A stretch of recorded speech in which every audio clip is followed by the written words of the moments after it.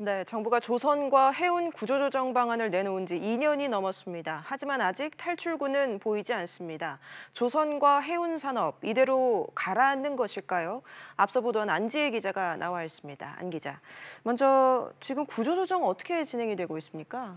네, 정부가 산업기업 구조조정 추진 계획을 밝힌 게 2년 전 2016년 6월입니다. 하지만 그동안 정부가 바뀌는 등 상황이 여러 번 겹치면서 이제 변화가 잦았습니다. 조선 해운 초기 구조조정은 컨트롤타워가 처음에 금융위원회였습니다. 하지만 금융 중심으로 구조조정을 한다는 비판 속에 구조조정의 기조가 바뀌고 컨트롤타워 역시 산업부로 바뀌었습니다. 대표적으로 대우조선 해양에 대해 더 이상은 지원이 없다라고 했다가 다시 지원해서 매각하는 것으로 정책이 바뀐 적 있고요. 또 이 과정에서 청산 가치가 더 높았던 성동조선은 매각으로 가닥을 잡았습니다만 아직 매각 작업이 제대로 이루어지지 않고 있습니다. 정부가 지난해 8월 내놓은 조선업 지원 대책의 일부를 들어보시겠습니다. 네.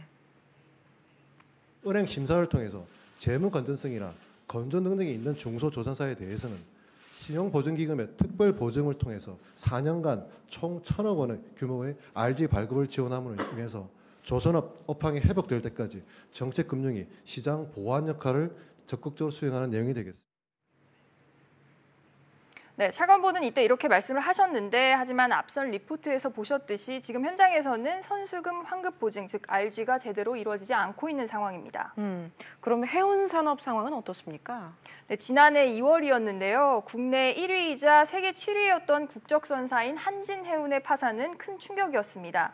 정부가 제2의 한진해운을 만들지 않고자 세운 기관이 해양진흥공사입니다. 이 해양진흥공사가 현재 해운 구조조정의 컨트롤타워를 맡고 있습니다. 그런데 일각에서 이 공사의 실효성 논란이 나오고 있다고요? 그렇습니다. 첫째는 진흥공사의 설립 취지, 그리고 두 번째는 자금력 때문입니다. 우선 해양수산부와 해양진흥공사가 말하는 공사의 설립 취지가 제각각인데요. 해수부는 중소선사에 힘을 싣기 위해 해양공사를 설립했다는 입장인 반면에 해양공사는 국내 최대 해운사인 현대상선 지원을 1순위 목표로 하고 있습니다. 무게중심을 어디에 둘지를 놓고 아직 통일된 목소리가 안 나오고 있는 겁니다. 또 자금력도 문제인데요. 공사는 법정 자본금 5조 원에 훨씬 못 미치는 3조 1천억 원 규모로 출범했습니다. 하지만 가장 큰 문제점은 해양진흥공사가 조선업까지 지원을 해야 하는지에 대한 것입니다. 공사 설립 근거는 해운업 지원이지만 조선업이 뒷받침돼야 해운의 부흥 역시 가능하기 때문에 둘을 따로 떼어놓고 보기는 어려워서입니다.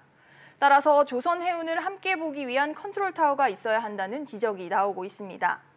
정부가 최근 LNG 선박 등 친환경 선박을 새로운 조선해운의 탈출구로 제시하고 있지만 세계적 수요가 과거 해양 플랜트만큼 될지는 아직 미지수입니다. 관련해서 전문가 이야기 한번 들어보시겠습니다. 네.